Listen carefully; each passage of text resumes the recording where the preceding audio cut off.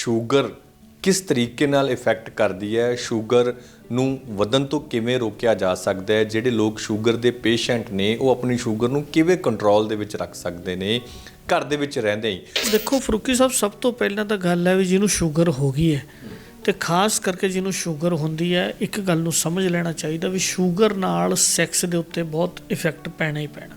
ਉਹਦਾ ਕਾਰਨ ਹੈ ਜਿਨ੍ਹਾਂ ਲੋਕਾਂ ਨੂੰ ਸ਼ੂਗਰ ਹੋ ਗਈ, ਫਰੂਕੀ ਸਾਹਿਬ ਤੁਸੀਂ ਯਕੀਨ ਕਰਿਓ ਕਿ ਐਸੇ ਨਵੇਂ ਬੱਚੇ 30 ਸਾਲ ਦਾ 35 ਸਾਲ ਦੇ ਬੰਦੇ ਆਏ ਆ ਜਿਨ੍ਹਾਂ ਦੀ ਪੈਨਿਸ ਸ਼ਰਿੰਕ ਹੋ ਗਈ, ਬਿਲਕੁਲ ਸ਼ੂਗਰ ਕਰਕੇ ਛੋਟੀ ਹੋ ਗਈ। ਕਿਉਂਕਿ ਪੈਨਿਸ ਦੇ ਵਿੱਚ ਫਲੋ ਤਾਂ ਆਊਗਾ ਜੇ ਪਿੱਛੋਂ ਬਲੱਡ ਦਾ ਫਲੋ ਆਉਂਦਾ, ਇੰਦਰੀ ਦਾ ਕਿਤੋਂ ਲੈਣਾ ਦੇਣਾ ਕੁਛ ਨਹੀਂ, ਸਾਰੀਆਂ ਬਲੱਡ ਦੀਆਂ ਵੈਸਲਸ ਨੇ, ਪਿੱਛੋਂ ਫਲੋ ਆਉਂਦਾ ਤੇ ਤਾਂ ਪੈਨਿਸ ਦੇ ਵਿੱਚ ਤਣਾਅ ਆਉਂਦਾ। ਹੁਣ ਜਿਹਦੀ ਟੈਂਕੀ 'ਚ ਹੀ ਪਾਣੀ ਮੁੱਕਿਆ ਹੋਇਆ ਉਹਦੀ ਟੂਟੀ 'ਚ ਪ੍ਰੈਸ਼ਰ ਕਿਵੇਂ ਆ ਜਾਊਗਾ? ਪਹਿਲੀ ਗੱਲ ਤਾਂ ਜਿਨ੍ਹਾਂ ਨੂੰ DNA ਤੋਂ ਸ਼ੂਗਰ ਆਉਂਦੀ ਹੈ ਉਹ ਸਮਝ ਲੈਣ ਇੱਕ ਗੱਲ ਨੂੰ ਕਿ HbA1c ਇੱਕ ਟੈਸਟ ਆ, ਉਹ ਸ਼ੂਗਰ ਹੀ ਟੈਸਟ ਕਰਾਈ ਜਾਂਦੇ ਆ। ਉਹ ਸ਼ੂਗਰ ਕਰਾਉਂਦੇ ਆ ਵੀ ਗਲੂਕੋਜ਼ ਦੀ ਮਾਤਰਾ ਚੈੱਕ ਕਰਾ ਲਈ, ਬੈ ਜੀ ਮੇਰੀ ਤਾਂ ਸ਼ੂਗਰ 100 ਆ, ਤੁਸੀਂ ਕਹੀ ਜਾਂਦੇ ਮੈਨੂੰ ਸ਼ੂਗਰ ਹੋ ਗਈ। ਇਹ ਗੱਲ ਨੂੰ ਸਮਝਣਾ ਪੈਣਾ, ਜਦੋਂ ਵੀ ਸ਼ੂਗਰ ਚੈੱਕ ਕਰਾਉਣੀ ਹੈ ਤਾਂ ਇੱਕ ਟੈਸਟ ਆ HbA1c, ਉਹ 3 ਮਹੀਨਿਆਂ ਦਾ ਟੈਸਟ ਹੁੰਦਾ। ਅਗਰ ਤੁਹਾਡਾ 5.8 ਤੋਂ ਉੱਪਰ ਅਗਰ ਉਹ ਟੈਸਟ ਆ ਰਿਹਾ ਤਾਂ ਤੁਹਾਨੂੰ ਸ਼ੂਗਰ ਹੈਗੀ ਹੈ। ਇਹ ਗੱਲ ਨੂੰ ਸਮਝਣ ਦੀ ਲੋੜ ਹੈ। ਦੂਸਰੀ ਗੱਲ, ਜੇ ਤੁਹਾਡੇ ਮਦਰ ਨੂੰ, ਫਾਦਰ ਨੂੰ, ਈਵਨ ਕਿ ਤੁਹਾਡੇ ਦਾਦਾ ਦਾਦੀ ਨੂੰ ਵੀ ਸ਼ੂਗਰ ਹੈ ਅਤੇ ਮਦਰ ਫਾਦਰ ਦੀ ਡੈਥ ਹੋ ਗਈ ਹੈ ਅਤੇ ਤਾਂ ਵੀ ਤੁਹਾਨੂੰ ਸ਼ੂਗਰ ਹੋ ਸਕਦੀ ਹੈ। ਇਸ ਗੱਲ ਤੋਂ ਕੋਈ ਮੁਨਕਰ ਨਹੀਂ ਕੀਤਾ ਜਾ ਸਕਦਾ ਅਤੇ ਨਾ ਕੋਈ ਅੰਤਰਜਾਮੀ ਵਾਲੀ ਗੱਲ ਹੈ, ਕਿਉਂਕਿ DNA ਸਾਡਾ ਉਹਨਾਂ ਤੋਂ ਆਉਂਦਾ। ਆਪਣੇ ਅੰਦਰ ਹੀ ਅੰਦਰ ਘੁੱਟ ਰਹੇ ਆ, ਜਿਨ੍ਹਾਂ ਦੀ ਗ੍ਰਸਤੀ ਲਾਈਫ ਦੇ ਸ਼ਬਦ ਨੇ, ਬੋਲ ਨੇ, ਆਦਮੀ ਦੇ ਅੰਦਰ ਗੱਲ ਕੁਛ ਹੋਰ ਚੱਲ ਰਹੀ ਹੈ, ਦਿਖਾਵੇ ਲਈ ਜ਼ਿੰਦਗੀ ਕੁਛ ਹੋਰ ਜਿਉਂ ਰਹੇਗਾ, ਅੰਦਰ ਦਾ ਡਰ ਆ ਜਿਹੜਾ, ਉਹਦੇ ਨਾਲ ਵੀ ਬਹੁਤ ਸਾਰੇ ਬੰਦੇ ਆ ਜਿਹੜੇ ਉਹਨਾਂ ਨੂੰ ਸ਼ੂਗਰ ਹੋਈ ਹੈ। ਇਸ ਲਈ ਸ਼ੂਗਰ ਵਾਲੇ ਬੰਦੇ ਨੂੰ ਸਮਝਣ ਦੀ ਲੋੜ ਹੈ ਵੀ ਮੈਂ ਤੰਦਰੁਸਤ ਰਹਿਣਾ ਹੈ ਅਤੇ ਕਿਵੇਂ ਰਹਿਣਾ ਅਤੇ ਕਿਹੜੀਆਂ ਚੀਜ਼ਾਂ ਮੈਨੂੰ ਖਾਣੀਆਂ ਚਾਹੀਦੀਆਂ, ਕਿਹੜੀਆਂ ਚੀਜ਼ਾਂ ਨਹੀਂ ਖਾਣੀਆਂ ਚਾਹੀਦੀਆਂ। ਖਾਸ ਕਰਕੇ ਸ਼ੂਗਰ ਦੇ ਮਰੀਜ਼ ਨੂੰ ਇੱਕ ਗੱਲ ਸਮਝਣੀ ਚਾਹੀਦੀ ਹੈ ਕਿ ਬਹੁਤ ਸਾਰੀਆਂ ਚੀਜ਼ਾਂ ਆਪਦੇ ਵਾਸਤੇ ਬਣੀਆਂ ਨੇ ਅਤੇ ਬਹੁਤ ਸਾਰੀਆਂ ਚੀਜ਼ਾਂ ਸਾਡੇ ਵਾਸਤੇ ਨਹੀਂ ਬਣੀਆਂ। ਅਗਰ ਤੁਸੀਂ ਹਰ ਚੀਜ਼, ਜਿਵੇਂ ਆਪਾਂ ਸ਼ੂਗਰ ਵਾਲੇ ਮਰੀਜ਼ ਨੂੰ ਅਸੀਂ 3 ਪਰਹੇਜ਼ ਦੱਸਦੇ ਹਾਂ ਵੀ ਆਲੂ, ਚੌਲ ਅਤੇ ਕਣਕ ਦੀ ਰੋਟੀ, ਅਗਰ ਇਹ 3 ਚੀਜ਼ਾਂ ਦਾ ਪਰਹੇਜ਼ ਸਿਰਫ ਬੰਦਾ 1 ਮਹੀਨਾ ਆਪਦੀ ਰੂਟੀਨ ਦੇ ਵਿੱਚ 3 ਚੀਜ਼ਾਂ ਦਾ ਪਰਹੇਜ਼ 1 ਮਹੀਨਾ ਪਹਿਲਾਂ ਵੀ ਕਰਕੇ ਦੇਖ ਲਵੇ, ਜਦੋਂ ਖਾਂਦਾ ਉਦੋਂ ਸ਼ੂਗਰ ਚੈੱਕ ਕਰਾ ਲਵੇ, ਦਵਾਈ ਉਹੀ ਲੈ ਲਵੇ ਅਤੇ 1 ਮਹੀਨਾ ਇਹ 3 ਚੀਜ਼ਾਂ ਦਾ ਪਰਹੇਜ਼ ਕਰ ਲਵੇ ਅਤੇ ਫਿਰ ਸ਼ੂਗਰ ਚੈੱਕ ਕਰਾ ਲੇ, ਕੀ ਤਬਦੀਲੀ ਆਉਂਦੀ ਉਹਨੂੰ ਸਮਝ ਲੱਗ ਜਾਊ। ਸਲਾਮ, ਨਮਸਤੇ, ਸਤਿ ਸ਼੍ਰੀ ਅਕਾਲ। ਹਕੀਕਤ ਟੀਵੀ ਪੰਜਾਬੀ ਦੇਖ ਰਹੇ ਸਾਡੇ ਸਾਰੇ ਦਰਸ਼ਕਾਂ ਦਾ ਸਵਾਗਤ। ਮੈਂ ਹਾਂ ਕਾਸਿਫ ਫਾਰੂਕੀ। ਸ਼ੂਗਰ ਦਾ ਨਾਮ ਆਉਂਦੇ ਹੀ ਹਰੇਕ ਇਨਸਾਨ ਡਰ ਜਾਂਦਾ ਹੈ, ਕਿਉਂਕਿ ਇਸ ਵੇਲੇ ਸ਼ੂਗਰ ਅਜਿਹੀ ਬਿਮਾਰੀ ਬਣ ਚੁੱਕੀ ਹੈ ਕਿ ਜਿਸ ਤੋਂ ਬਾਅਦ ਉਸ ਬੰਦੇ ਨੂੰ ਹੌਲੀ ਹੌਲੀ ਜਿਹੜੇ ਮੌਤ ਵਾਲੇ ਫਰਿਸ਼ਤੇ ਉਹ ਦਿਖਣੇ ਸ਼ੁਰੂ ਹੋ ਜਾਂਦੇ ਨੇ ਜੇਕਰ ਉਹ ਪਰਹੇਜ਼ ਨਾ ਕਰੇ। ਪਰ ਸ਼ੂਗਰ ਅਜਿਹੀ ਬਿਮਾਰੀ ਹੈ ਜਿਸ ਨਾਲ ਅਗਰ ਇੱਕ ਵਾਰ ਸ਼ੁਰੂਆਤ ਹੋ ਜੇ, ਸ਼ੁਰੂ ਹੋ ਜੇ ਤਾਂ ਉਸ 'ਤੇ ਕਾਬੂ ਪਾਉਣਾ, ਔਰ ਉਸ ਤੋਂ ਬਾਅਦ ਬਹੁਤ ਸਾਰੀਆਂ ਬਿਮਾਰੀਆਂ ਅਜਿਹੀਆਂ ਨੇ ਜਿਹੜੀਆਂ ਜਦੋਂ ਇਨਸਾਨ ਨੂੰ ਚਿੰਬੜਦੀਆਂ ਨੇ ਤਾਂ ਉਸ ਦਾ ਆਰਥਿਕ ਤੌਰ 'ਤੇ ਵੀ, ਮਾਨਸਿਕ ਤੌਰ 'ਤੇ ਵੀ ਅਤੇ ਸਰੀਰਕ ਤੌਰ 'ਤੇ ਉਸ ਨੂੰ ਨਿਚੋੜ ਕੇ ਰੱਖ ਦਿੰਦੀਆਂ ਨੇ। ਸੋ ਅਜਿਹੇ ਦੇ ਵਿੱਚ ਸ਼ੂਗਰ ਕਿਸ ਤਰੀਕੇ ਨਾਲ ਇਫੈਕਟ ਕਰਦੀ ਹੈ, ਸ਼ੂਗਰ ਨੂੰ ਵਧਣ ਤੋਂ ਕਿਵੇਂ ਰੋਕਿਆ ਜਾ ਸਕਦਾ ਹੈ, ਜਿਹੜੇ ਲੋਕ ਸ਼ੂਗਰ ਦੇ ਪੇਸ਼ੈਂਟ ਨੇ ਉਹ ਆਪਣੀ ਸ਼ੂਗਰ ਨੂੰ ਕਿਵੇਂ ਕੰਟਰੋਲ ਦੇ ਵਿੱਚ ਰੱਖ ਸਕਦੇ ਨੇ ਘਰ ਦੇ ਵਿੱਚ ਰਹਿੰਦੇ ਹੀ। ਸਾਡੇ ਨਾਲ ਅੱਜ ਇਸ ਵਿਸ਼ੇ ਦੇ ਉੱਤੇ ਗੱਲਬਾਤ ਕਰਨ ਦੇ ਲਈ ਦੁਨੀਆ ਦੇ ਮੰਨੇ ਪ੍ਰਮੰਨੇ ਵੈਦ ਜਗਦੀਪ ਜੀ ਨੇ, ਉਹਨਾਂ ਨਾਲ ਅਸੀਂ ਗੱਲਬਾਤ ਕਰਾਂਗੇ, ਸਮਝਣ ਦੀ ਕੋਸ਼ਿਸ਼ ਕਰਾਂਗੇ ਕਿ ਸ਼ੂਗਰ ਨੂੰ ਹਲਕੇ ਦੇ ਵਿੱਚ ਲੈਣ ਵਾਲੇ ਲੋਕ ਅਤੇ ਸ਼ੂਗਰ ਨੂੰ ਬਹੁਤ ਜ਼ਿਆਦਾ ਸੀਰੀਅਸ ਲੈਣ ਜਾਣ ਵਾਲੇ ਜਿਹੜੇ ਲੋਕ ਹੈਗੇ ਨੇ ਉਹ ਇਸ ਬਿਮਾਰੀ ਤੋਂ ਕਿਵੇਂ ਰਾਹਤ ਪਾ ਸਕਦੇ ਨੇ, ਕਿਵੇਂ ਇੱਕ ਆਮ ਜ਼ਿੰਦਗੀ ਹੈ ਉਹ ਜੀ ਸਕਦੇ ਨੇ। ਵੈਦ ਜੀ, ਬਹੁਤ ਬਹੁਤ ਸਵਾਗਤ ਹੈ ਹਕੀਕਤ ਟੀਵੀ ਪੰਜਾਬੀ ਦੇ ਉੱਤੇ। ਸਤਿ ਸ਼੍ਰੀ ਅਕਾਲ ਫਰੂਕੀ ਸਾਹਿਬ, ਤੁਹਾਡਾ ਅਤੇ ਤੁਹਾਡੇ ਦਰਸ਼ਕਾਂ ਦਾ ਪਰਮਾਤਮਾ ਕਰੇ ਸਾਰੇ ਲੋਕ ਸੁਖੀ ਅਤੇ ਤੰਦਰੁਸਤ ਰਹਿਣ, ਸੱਚੇ ਪਾਤਸ਼ਾਹ ਕਿਰਪਾ ਕਰਨ ਜੀ ਉਹਨਾਂ ਲੋਕਾਂ 'ਤੇ। ਵੈਦ ਜੀ, ਸਭ ਤੋਂ ਪਹਿਲਾ ਸਵਾਲ ਮੇਰਾ ਇਹ ਹੋਇਆ ਕਿ ਕੋਈ ਤੁਹਾਡੇ ਕੋਲ ਇੱਦਾਂ ਦਾ ਫਾਰਮੂਲਾ ਹੈ ਜਿਸ ਨਾਲ ਸ਼ੂਗਰ ਦੇ ਪੇਸ਼ੈਂਟ ਆਮ ਵਰਗੀ ਜ਼ਿੰਦਗੀ ਜੀ ਸਕਣ, ਉਹਨਾਂ ਨੂੰ ਬੇਸ਼ੱਕ ਸ਼ੂਗਰ ਹੋਵੇ ਪਰ ਉਹ ਜ਼ਿੰਦਗੀ ਆਮ ਵਾਲੀ ਬਤੀਤ ਕਰਨ? ਫਰੂਕੀ ਸਾਹਿਬ, ਇੱਕ ਤਾਂ ਜਿਹੜੇ ਆਪਣੇ ਲੋਕ ਨੇ ਨਾ ਜੀ ਬੜੇ ਭੋਲੇ ਭਾਲੇ ਆ, ਔਰ ਸਭ ਤੋਂ ਵੱਡੀ ਦਿੱਕਤ ਇੱਕੋ ਹੀ ਜਿੱਥੇ ਅਸੀਂ ਸ਼ੂਗਰ ਦੇ ਪੇਸ਼ੈਂਟ ਦੇਖਦੇ ਹਾਂ ਜਾਂ ਆਮ ਲੋਕ ਗੱਲਾਂ ਕਰਦੇ ਆ, ਇੱਕ ਚੀਜ਼ ਬੜੀ ਸਮਝਣ ਦੀ ਲੋੜ ਹੈ ਵੀ ਸ਼ੂਗਰ ਜਿਹੜੇ ਬੰਦੇ ਨੂੰ ਹੋ ਗਈ ਹੈ ਉਹਦਾ ਪੈਨਕ੍ਰੀਆਸ ਖਰਾਬ ਹੋ ਗਿਆ, ਅਤੇ ਜਿਹੜੀ ਚੀਜ਼ ਸੱਚੇ ਪਾਤਸ਼ਾਹ ਨੇ ਤੁਹਾਡੇ ਅੰਦਰ ਲਾਈ ਹੈ ਉਹਨੂੰ ਰਿਪੇਅਰ ਕਰਨ ਵਾਲਾ ਕੰਸੈਪਟ ਆ ਜਿਹੜਾ, ਉਹ ਹਜੇ ਤੱਕ ਹਿੰਦੁਸਤਾਨ 'ਚ ਨਹੀਂ ਤਾਂ ਪੂਰੀ ਦੁਨੀਆ 'ਚ ਬਣਿਆ ਨਹੀਂ ਗਾ। ਹੁਣ ਜਿਹੜੀ ਤਾਂ ਪੈਨਕ੍ਰੀਆਸ ਤੁਹਾਡੇ ਅੰਦਰ ਸ਼ੂਗਰ ਨੂੰ ਕੰਟਰੋਲ ਕਰਨ ਲਈ ਹਾਰਮੋਨਸ ਬਣਾਉਂਦਾ, ਜਿਹਨੂੰ ਆਪਾਂ ਇਨਸੂਲਿਨ ਕਹਿੰਦੇ ਹਾਂ, ਉਹ ਇਨਸੂਲਿਨ ਤੁਹਾਡੀ ਸਿਰ ਤੋਂ ਲੈ ਕੇ ਪੈਰ ਦੀ ਤਲੀ ਤੱਕ ਸਾਰੇ ਦੇ ਸਾਰੇ ਤੱਤ ਨੂੰ ਪ੍ਰੋਟੈਕਟ ਕਰਦੀ ਆ, ਸਾਰੇ ਔਰਗਨਸ ਨੂੰ ਪ੍ਰੋਟੈਕਟ ਕਰਦੀ ਹੈ। ਜਿਹਨੂੰ ਸ਼ੂਗਰ ਨਹੀਂ ਹੈਗੀ ਉਹਦੀ ਨਿਗਾਹ ਨਹੀਂ ਘਟਦੀ, ਕੰਨਾਂ ਤੋਂ ਘੱਟ ਸੁਣ ਨਹੀਂ ਲੱਗਦਾ, ਮੂੰਹ ਦਾ ਸਵਾਦ ਟੇਸਟ ਨਹੀਂ ਹੁੰਦਾ, ਸਕਿਨ ਨੂੰ ਪ੍ਰੋਟੈਕਟ ਕਰਦੀ ਆ, ਪੇਟ ਦੇ ਵਿੱਚ ਹਾਜ਼ਮਾ ਠੀਕ ਰਹਿੰਦਾ ਗਾ, ਔਰ ਇਸ ਤੋਂ ਇਲਾਵਾ ਉਹਦੀ ਸੈਕਸੁਅਲ ਲਾਈਫ 'ਤੇ ਜਲਦੀ ਕੋਈ ਇਫੈਕਟ ਨਹੀਂ ਪੈਂਦਾ, ਗੋਡੇ ਠੀਕ ਰਹਿੰਦੇ ਆ, ਜੋੜਾਂ ਦੇ ਦਰਦ ਠੀਕ ਰਹਿੰਦੇ ਆ, ਸਕਿਨ ਦੇ ਉੱਤੇ ਕੋਈ ਜ਼ਖਮ ਨਹੀਂ ਹੁੰਦਾ, ਜਲਦੀ ਕਿਤੇ ਜੇ ਕੋਈ ਜ਼ਖਮ ਹੋ ਗਿਆ ਤਾਂ ਉਹ ਭਰ ਜਾਂਦਾ ਗਾ, ਅਤੇ ਬੰਦਾ ਤੰਦਰੁਸਤ ਰਹਿੰਦਾ, ਕਿਉਂਕਿ ਅੰਦਰ ਜਿਹੜੀ ਇਨਸੂਲਿਨ ਬਣਦੀ ਉਹ ਇੱਕ ਹਾਰਡ ਇਨਸੂਲਿਨ ਬਣਾਉਂਦਾ ਜਿਹੜਾ ਉਹ ਹਾਰਮੋਨਸ ਆ। ਹੁਣ ਪੈਨਕ੍ਰੀਆਸ ਖਰਾਬ ਹੋ ਗਿਆ, ਜਿਹੜੀ ਚੀਜ਼ ਅਸੀਂ ਪੈਨਕ੍ਰੀਆਸ ਬਣਾਉਂਦਾ ਸੀ ਉਹ ਪਰਮਾਤਮਾ ਬਣਾਉਂਦੇ ਸੀ, ਹੁਣ ਅਸੀਂ ਆਪਣੀ ਬੁੱਧੀ ਨਾਲ ਬਣਾਈ ਹੋਈ ਇਨਸੂਲਿਨ ਨਾਲ ਉਹਨੂੰ ਪ੍ਰੋਟੈਕਟ ਕਰਦੇ ਹਾਂ, ਸ਼ੂਗਰ ਕੰਟਰੋਲ ਕਰਦੇ ਹਾਂ, ਚਾਹੇ ਉਹ ਦਵਾਈ ਐਲੋਪੈਥੀ ਆ, ਚਾਹੇ ਆਯੁਰਵੇਦਿਕ ਆ, ਚਾਹੇ ਹੋਮੋਪੈਥੀ ਆ ਜਾਂ ਨੈਚੁਰੋਪੈਥੀ ਆ, ਕੋਈ ਵੀ ਦਵਾਈ ਆਪਾਂ ਲੈਂਦੇ ਹਾਂ, ਉਹ ਸਾਡੀ ਬੋਡੀ ਦੇ ਵਿੱਚ ਗਲੂਕੋਜ਼ ਦੀ ਮਾਤਰਾ ਨੂੰ ਤਾਂ ਕੰਟਰੋਲ ਕਰ ਸਕਦੀ ਹੈ, ਪਰ ਅੰਦਰਲੀ ਇਨਸੂਲਿਨ ਦੀ ਮਾਤਰਾ ਕੰਟਰੋਲ ਕਰਨ ਵਾਲੇ ਜਿੰਨੇ ਤੱਤ ਕੰਟਰੋਲ ਕਰਦੇ ਸੀ ਉਹਨਾਂ ਕੰਮ ਨਹੀਂ ਕਰ ਸਕਦੀ। ਇਸ ਲਈ ਸ਼ੂਗਰ ਵਾਲੇ ਬੰਦੇ ਨੂੰ ਸਮਝਣ ਦੀ ਲੋੜ ਹੈ ਵੀ ਮੈਂ ਤੰਦਰੁਸਤ ਰਹਿਣਾ ਅਤੇ ਕਿਵੇਂ ਰਹਿਣਾ, ਅਤੇ ਕਿਹੜੀਆਂ ਚੀਜ਼ਾਂ ਮੈਨੂੰ ਖਾਣੀਆਂ ਚਾਹੀਦੀਆਂ, ਕਿਹੜੀਆਂ ਚੀਜ਼ਾਂ ਨਹੀਂ ਖਾਣੀਆਂ ਚਾਹੀਦੀਆਂ। ਖਾਸ ਕਰਕੇ ਸ਼ੂਗਰ ਦੇ ਮਰੀਜ਼ ਨੂੰ ਇੱਕ ਗੱਲ ਸਮਝਣੀ ਚਾਹੀਦੀ ਹੈ ਕਿ ਬਹੁਤ ਸਾਰੀਆਂ ਚੀਜ਼ਾਂ ਆਪਦੇ ਵਾਸਤੇ ਬਣੀਆਂ ਨੇ ਅਤੇ ਬਹੁਤ ਸਾਰੀਆਂ ਚੀਜ਼ਾਂ ਸਾਡੇ ਵਾਸਤੇ ਨਹੀਂ ਬਣੀਆਂ। ਅਗਰ ਤੁਸੀਂ ਹਰ ਚੀਜ਼, ਜਿਵੇਂ ਆਪਾਂ ਸ਼ੂਗਰ ਵਾਲੇ ਮਰੀਜ਼ ਨੂੰ ਅਸੀਂ 3 ਪਰਹੇਜ਼ ਦੱਸਦੇ ਹਾਂ ਵੀ ਆਲੂ, ਚੌਲ ਅਤੇ ਕਣਕ ਦੀ ਰੋਟੀ, ਅਗਰ ਇਹ 3 ਚੀਜ਼ਾਂ ਦਾ ਪਰਹੇਜ਼ ਸਿਰਫ ਬੰਦਾ 1 ਮਹੀਨਾ ਆਪਦੀ ਰੂਟੀਨ ਦੇ ਵਿੱਚ 3 ਚੀਜ਼ਾਂ ਦਾ ਪਰਹੇਜ਼ 1 ਮਹੀਨਾ ਪਹਿਲਾਂ ਵੀ ਕਰਕੇ ਦੇਖ ਲਵੇ, ਜਦੋਂ ਖਾਂਦਾ ਉਦੋਂ ਸ਼ੂਗਰ ਚੈੱਕ ਕਰਾ ਲਵੇ, ਦਵਾਈ ਉਹੀ ਲੈ ਲਵੇ, ਅਤੇ 1 ਮਹੀਨਾ ਇਹ 3 ਚੀਜ਼ਾਂ ਦਾ ਪਰਹੇਜ਼ ਕਰ ਲਵੇ, ਅਤੇ ਫਿਰ ਸ਼ੂਗਰ ਚੈੱਕ ਕਰਾ ਲੇ, ਕੀ ਤਬਦੀਲੀ ਆਉਂਦੀ ਉਹਨੂੰ ਸਮਝ ਲੱਗ ਜੂ। ਹੁਣ ਪੈਨਕ੍ਰੀਆਸ ਨੇ ਇਨਸੂਲਿਨ ਤਾਂ ਬਣਾਉਣੀ ਕਰਤੀ ਬੰਦ, ਲੇਕਿਨ ਉਹਦੀ ਆਮ ਤੌਰ ਦੀ ਜ਼ਿੰਦਗੀ ਦੇ ਵਿੱਚ ਸਰੀਰ ਬੋਦਾ ਹੋਣਾ ਸ਼ੁਰੂ ਹੋ ਜਾਂਦਾ, ਕਮਜ਼ੋਰੀ ਆਉਣੀ ਸ਼ੁਰੂ ਹੋ ਜਾਂਦੀ ਹੈ, ਜਲਦੀ ਥੱਕਣ ਲੱਗ ਜਾਂਦਾ ਗਾ ਬੰਦਾ, ਹੌਲੀ ਹੌਲੀ ਹੱਡ ਪੈਰ ਉਹਦੇ ਦੁਖਣ ਲੱਗ ਜਾਂਦੇ ਆ, ਬਿਨਾਂ ਕੰਮ ਕੀਤੇ ਕੁਰਸੀ 'ਤੇ ਬੈਠਾ ਬੰਦਾ ਥੱਕਣ ਲੱਗ ਜਾਂਦਾ।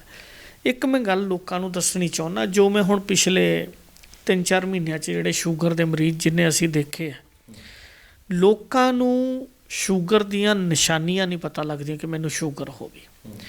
ਪਹਿਲੀ ਗੱਲ ਤਾਂ ਜਿਨ੍ਹਾਂ ਨੂੰ DNA ਤੋਂ ਸ਼ੂਗਰ ਆਉਂਦੀ ਹੈ ਉਹ ਸਮਝ ਲੈਣ ਇੱਕ ਗੱਲ ਨੂੰ ਕਿ HbA1c ਇੱਕ ਟੈਸਟ ਆ, ਉਹ ਸ਼ੂਗਰ ਹੀ ਟੈਸਟ ਕਰਾਈ ਜਾਂਦੇ ਆ, ਉਹ ਸ਼ੂਗਰ ਕਰਾਉਂਦੇ ਆ ਵੀ ਗਲੂਕੋਜ਼ ਦੀ ਮਾਤਰਾ ਚੈੱਕ ਕਰਾ ਲਈ, ਵੈਦ ਜੀ ਮੇਰੀ ਤਾਂ ਸ਼ੂਗਰ 100 ਆ, ਤੁਸੀਂ ਕਹੀ ਜਾਂਦੇ ਮੈਨੂੰ ਸ਼ੂਗਰ ਹੋ ਗਈ। ਇਹ ਗੱਲ ਨੂੰ ਸਮਝਣਾ ਪੈਣਾ, ਜਦੋਂ ਵੀ ਸ਼ੂਗਰ ਚੈੱਕ ਕਰਾਉਣੀ ਹੈ ਤਾਂ ਇੱਕ ਟੈਸਟ ਆ HbA1c, ਉਹ 3 ਮਹੀਨਿਆਂ ਦਾ ਟੈਸਟ ਹੁੰਦਾ। ਅਗਰ ਤੁਹਾਡਾ 5.8 ਤੋਂ ਉੱਪਰ ਅਗਰ ਉਹ ਟੈਸਟ ਆ ਰਿਹਾ ਤਾਂ ਤੁਹਾਨੂੰ ਸ਼ੂਗਰ ਹੈਗੀ ਹੈ, ਇਹ ਗੱਲ ਨੂੰ ਸਮਝਣ ਦੀ ਲੋੜ ਹੈ। ਦੂਸਰੀ ਗੱਲ, ਜੇ ਤੁਹਾਡੇ ਮਦਰ ਨੂੰ, ਫਾਦਰ ਨੂੰ, ਈਵਨ ਕਿ ਤੁਹਾਡੇ ਦਾਦਾ ਦਾਦੀ ਨੂੰ ਵੀ ਸ਼ੂਗਰ ਹੈ ਅਤੇ ਮਦਰ ਫਾਦਰ ਦੀ ਡੈਥ ਹੋ ਗਈ ਆ, ਅਤੇ ਤਾਂ ਵੀ ਤੁਹਾਨੂੰ ਸ਼ੂਗਰ ਹੋ ਸਕਦੀ ਹੈ। ਇਸ ਗੱਲ ਤੋਂ ਕੋਈ ਮੁਨਕਰ ਨਹੀਂ ਕੀਤਾ ਜਾ ਸਕਦਾ ਅਤੇ ਨਾ ਕੋਈ ਅੰਤਰਜਾਮੀ ਵਾਲੀ ਗੱਲ ਹੈ, ਕਿਉਂਕਿ DNA ਸਾਡਾ ਉਹਨਾਂ ਤੋਂ ਆਉਂਦਾ ਹੈ। ਤੀਸਰੀ ਗੱਲ ਹੈ ਕਿ ਬਹੁਤ ਸਾਰੇ ਮੇਰੇ ਕੋਲ ਹੁਣ ਪਿੱਛੇ ਮੈਂ ਕੇਸ ਜਿਹੜੇ ਦੇਖੇ ਹੈ, ਮੇਰੇ ਕੋਲ 13-14 ਪੇਸ਼ੈਂਟ ਇਹੋ ਜਿਹੇ ਆਏ ਜਿਹੜੇ ਕਹਿੰਦੇ ਵੈਦ ਸਾਹਿਬ ਜਦੋਂ ਮੈਂ ਪਿਸ਼ਾਬ ਕਰਦਾ ਅਤੇ ਮੈਂ ਪਿਸ਼ਾਬ ਕਰਨ ਵੇਲੇ ਇੰਦਰੀ ਦਾ ਮਾਸ ਪਿੱਛੇ ਕਰਦਾ ਅਤੇ ਇੰਦਰੀ 'ਤੇ ਜ਼ਖਮ ਹੋਏ ਪਏ ਨੇ, ਅਤੇ ਮੈਨੂੰ ਪਤਾ ਨਹੀਂ ਗਾ ਵੀ ਕਿਉਂ ਜ਼ਖਮ ਹੋ ਰਿਹਾ। ਉਹ ਦਵਾਈ ਲਈ ਜਾਂਦਾ ਇੰਦਰੀ ਤੋਂ ਜ਼ਖਮ ਠੀਕ ਕਰਨ ਦੀ, ਅਤੇ ਮੈਂ ਕਿਹਾ ਸ਼ੂਗਰ ਟੈਸਟ ਕਰਾਈ ਆ? ਕਹਿੰਦਾ ਨਾ ਜੀ। ਮੈਂ ਕਿਹਾ ਤੈਨੂੰ ਤਾਂ ਸ਼ੂਗਰ ਹੋ ਗਈ। ਉਹ ਕਹਿੰਦਾ ਜੀ ਇਹ ਕਿਵੇਂ ਹੋ ਸਕਦਾ ਵੀ ਮਾਸ ਪਿੱਛੇ ਕੀਤਾ, ਮੈਨੂੰ ਤਾਂ ਸ਼ੂਗਰ ਕਦੇ ਨਾ ਕੋਈ ਸਿੰਮਟਮ ਆ, ਅਤੇ ਜਦੋਂ ਸ਼ੂਗਰ ਚੈੱਕ ਕਰੇ ਤਾਂ ਸ਼ੂਗਰ 450। ਇਹ ਵੀ ਇੱਕ ਨਿਸ਼ਾਨੀ ਹੈ। ਲੋਕ ਇਹੀ ਦੇਖੀ ਜਾਂਦੇ ਵੀ ਪਿਸ਼ਾਬ ਕੀਤਾ ਸੀ ਅਤੇ ਪਿਸ਼ਾਬ ਨੂੰ ਕੀੜੀਆਂ ਨਹੀਂ ਲੱਗੀਆਂ, ਪਿਸ਼ਾਬ ਨੂੰ ਕੀੜੇ ਨਹੀਂ ਲੱਗੇ ਅਤੇ ਸ਼ੂਗਰ ਨਹੀਂ।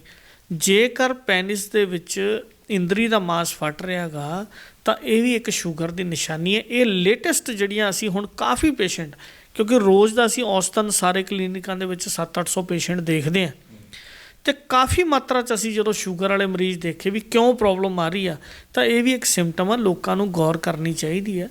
ਔਰ ਆਪਣੀ ਜ਼ਿੰਦਗੀ ਦੇ ਵਿੱਚ ਸ਼ੂਗਰ ਨਾ ਵਧੇ ਉਹਦੇ ਲਈ ਡਾਈਟ ਜ਼ਰੂਰੀ ਆ, ਆਲੂ ਚੌਲ ਅਤੇ ਕਣਕ ਦਾ ਪਰਹੇਜ਼ ਜ਼ਰੂਰੀ ਹੈ। ਔਰ ਇਹਦੇ ਨਾਲ ਜਿਹੜੇ ਜਿਹੜੇ ਸਿੰਪਟਮ ਆਦਮੀ ਦੀ ਜ਼ਿੰਦਗੀ 'ਚ ਆਉਂਦੇ ਆ ਉਹ ਮਤਲਬ ਸਮਝਣੇ ਬੜੇ ਜ਼ਰੂਰੀ ਆ, ਮਤਲਬ ਖਾਸ ਕਰਕੇ ਜੀ। ਫਿਰ ਬਾਈ ਜੀ ਇੱਥੇ ਸਵਾਲ ਇਹ ਖੜਾ ਹੁੰਦਾ ਹੈ ਕਿ ਇਹ ਤਾਂ ਰਹੀ ਪਰਹੇਜ਼, ਜਿਹੜੇ ਤੁਸੀਂ ਮੋٹے-ਮੋٹے ਪਰਹੇਜ਼ ਦੱਸੇ ਨੇ, ਤੇ ਫਿਰ ਕੋਈ ਇੱਦਾਂ ਦੀਆਂ ਕਿਹੜੀਆਂ ਚੀਜ਼ਾਂ ਨੇ ਜਿਸ ਚੀਜ਼ ਤੋਂ ਸਾਨੂੰ ਇਹ ਪਤਾ ਲੱਗੇ ਕਿ ਜੇਕਰ ਅਸੀਂ ਇਹੀ ਰੂਟੀਨ ਸਾਡੀ ਰਹੀ ਤੇ ਸਾਨੂੰ ਸ਼ੂਗਰ ਹੋ ਸਕਦੀ ਹੈ? ਫਿਰ ਕਿਹੜੀਆਂ ਚੀਜ਼ਾਂ ਨਾਲ ਸ਼ੂਗਰ ਹੈ ਉਹ ਜਿਹੜੀ ਜ਼ਿਆਦਾ ਹੁੰਦੀ ਹੈ, ਜਾਂ ਕਿਹੜੀਆਂ ਚੀਜ਼ਾਂ ਜਾਂ ਕਿਹੜਾ ਲਾਈਫ ਸਟਾਈਲ ਸਾਡੇ ਕੁਝ ਕਿ ਇੱਦਾਂ ਦੇ ਹੋ ਗਏ ਨੇ, ਉਹ ਕੀ ਚੀਜ਼ ਹੈ ਜੀ? ਦੇਖੋ ਫਰੂਕੀ ਸਾਹਿਬ, ਜੇ ਸ਼ੂਗਰ ਦੀ ਗੱਲ ਕਰੀਏ, ਸ਼ੂਗਰ ਸਟ੍ਰੈਸ ਨਾਲ ਵੀ ਹੋ ਜਾਂਦੀ ਹੈ। ਸ਼ੂਗਰ ਅਗਰ ਲਗਾਤਾਰ ਤੁਹਾਡਾ ਦਿਮਾਗ ਡੋਪਾਮਾਈਨ ਦੇ ਇਨਕਲੂਡ ਸੈਲਸ ਅਗਰ ਨਹੀਂ ਕੰਮ ਕਰ ਰਹੇ, ਜਿਹੜੇ ਬੰਦੇ ਡਿਪਰੈਸ਼ਨਸ ਨੇ ਉਹਨਾਂ ਨੂੰ ਵੀ ਸ਼ੂਗਰ ਹੋ ਜਾਂਦੀ ਹੈ। ਜੇਕਰ ਤੁਹਾਡੀ ਗ੍ਰਸਤੀ ਜ਼ਿੰਦਗੀ ਚੰਗੀ ਨਹੀਂ ਗੀ, ਅੰਦਰ ਜ਼ਿੰਦਗੀ ਹੋਰ ਚੱਲ ਰਹੀ ਹੈ, ਬਾਹਰ ਜ਼ਿੰਦਗੀ ਹੋਰ ਚੱਲ ਰਹੀ ਹੈ, ਉਹ ਵੀ ਇੱਕ ਕੌਜ਼ ਸ਼ੂਗਰ ਦਾ ਮੰਨਿਆ। ਉਹ ਕਿਵੇਂ ਜੀ? ਇਹ ਨਵਾਂ ਦੱਸਿਆ ਜੀ ਤੁਸੀਂ। ਨਵਾਂ ਜਿਹੜੇ ਬੰਦੇ ਆਪਣੇ ਅੰਦਰ ਹੀ ਅੰਦਰ ਘੁੱਟ ਰਹੇ ਆ, ਜਿਨ੍ਹਾਂ ਦੀ ਗ੍ਰਸਤੀ ਲਾਈਫ ਦੇ ਸ਼ਬਦ ਨੇ, ਬੋਲ ਨੇ, ਆਦਮੀ ਦੇ ਅੰਦਰ ਗੱਲ ਕੁਛ ਹੋਰ ਚੱਲ ਰਹੀ ਹੈ, ਦਿਖਾਵੇ ਲਈ ਜ਼ਿੰਦਗੀ ਕੁਛ ਹੋਰ ਜਿਉਂ ਰਹੇਗਾ, ਅੰਦਰ ਦਾ ਡਰ ਆ ਜਿਹੜਾ, ਉਹਦੇ ਨਾਲ ਵੀ ਬਹੁਤ ਸਾਰੇ ਬੰਦੇ ਆ ਜਿਹੜੇ ਉਹਨਾਂ ਨੂੰ ਸ਼ੂਗਰ ਹੋਈ ਹੈ। ਫਿਰ ਹਾਰਮੋਨਸ ਜਿਨ੍ਹਾਂ ਦੇ ਇਨਬੈਲੈਂਸ ਆ ਉਹਨਾਂ ਨੂੰ ਸ਼ੂਗਰ ਹੈ। ਮੋਟਾਪਾ ਇਹਦਾ ਬਹੁਤ ਵੱਡਾ ਕਾਰਨ ਹੈ, ਜਿਹੜੇ ਲੋਕ ਮੋਟੇ ਨੇ, ਮੋਟਾਪਾ ਆਇਆ, ਉਹਨਾਂ ਨੂੰ ਸ਼ੂਗਰ ਹੈ। ਔਰ ਬਹੁਤ ਮਾਤਰਾ ਦੇ ਵਿੱਚ ਛੋਟੀ ਉਮਰ ਦੇ ਵਿੱਚ ਕੋਲਡ ਡਰਿੰਕ ਦੀ ਮਾਤਰਾ ਬਹੁਤ ਜ਼ਿਆਦਾ ਪੀਣ ਵਾਲੇ ਜਿਹੜੇ, ਉਹਨਾਂ ਨੂੰ ਸ਼ੂਗਰ ਹੋ ਜਾਂਦੀ ਹੈ। ਫਾਸਟ ਫੂਡ ਦੀ ਲਿਮਿਟ ਤੋਂ ਜ਼ਿਆਦਾ ਹਰ ਟਾਈਮ ਫਾਸਟ ਫੂਡ ਖਾਈ ਜਾਣਾ ਅਤੇ ਖਾ ਕੇ ਬੈਠੇ ਰਹਿਣਾ, ਉਹਨਾਂ ਨੂੰ ਸ਼ੂਗਰ ਹੋਈ ਹੈ। ਇਸ ਤੋਂ ਇਲਾਵਾ ਜਿਹੜੇ ਬੰਦਿਆਂ ਦੀ ਐਕਟੀਵਿਟੀ ਘੱਟ ਹੈ, ਸੂਰਜ ਦੀਆਂ ਕਿਰਨਾਂ ਘੱਟ ਮਿਲਦੀਆਂ, D3 ਘੱਟ ਮਿਲਦਾ ਗਾ, ਅਤੇ ਜਾਂ ਫਿਰ ਲੇਜ਼ੀਨੈਸ, ਜਿਹੜੇ ਲਥਾਰਜਿਕ ਲੋਕ ਨੇ ਵੀ ਖਾ ਲਿਆ ਉੱਥੇ ਹੀ ਬਹਿ ਗਏ, ਉੱਥੇ ਹੀ ਪੈ ਗਏ, ਉਹਨਾਂ ਦੇ ਪੇਟ ਦੇ ਬਹੁਤ ਸਾਰੇ ਐਨਜ਼ਾਈਮਸ ਨਾ ਬਣਨ ਕਰਕੇ ਵੀ ਸ਼ੂਗਰ ਹੋ ਜਾਂਦੀ ਹੈ। ਫਿਰ ਡਾਈਟ ਦੇ ਵਿੱਚ ਕਿਹੜੀਆਂ ਚੀਜ਼ਾਂ ਖਾ ਰਿਹਾ ਗਾ ਬੰਦਾ, ਉਹ ਡਿਪੈਂਡ, ਹਰ ਬੰਦੇ ਨੂੰ ਹਰ ਚੀਜ਼ ਮਿੱਠੀ ਚਾਹੀਦੀ ਹੈ, ਪਰ ਕੌੜੀਆਂ ਚੀਜ਼ਾਂ ਵੀ ਬਹੁਤ ਕੰਮ ਕਰਦੀਆਂ ਨੇ। ਲੇਕਿਨ ਜਿਹੜੇ ਬੰਦੇ ਇੱਕੋ ਤਰ੍ਹਾਂ ਦੇ ਟੇਸਟ ਨੂੰ ਲਗਾਤਾਰ ਯੂਜ਼ ਕਰਦੇ, ਉਹਨਾਂ ਨੂੰ ਵੀ ਸ਼ੂਗਰ ਹੋ ਜਾਂਦੀ ਆ। ਇਸ ਕਰਕੇ ਬਹੁਤ ਤਰ੍ਹਾਂ ਦੇ ਤੱਤ ਨੇ। ਪੈਰਾਂ ਦੇ ਵਿੱਚ ਬਹੁਤ ਜ਼ਿਆਦਾ ਠੰਡਕ ਰਹਿਣੀ, ਇਹ ਵੀ ਇੱਕ ਸ਼ੂਗਰ ਦੀ ਨਿਸ਼ਾਨੀ ਹੈ। ਬਿਨਾਂ ਮਤਲਬ ਸਾਰਾ ਦਿਨ ਕੰਮ ਕਰਨ ਤੋਂ ਬਾਅਦ ਲੱਤਾਂ ਟੁੱਟਣ ਲੱਗ ਜਾਣੀਆਂ, ਇਹ ਵੀ ਇੱਕ ਸ਼ੂਗਰ ਦੀ ਨਿਸ਼ਾਨੀ ਹੈ।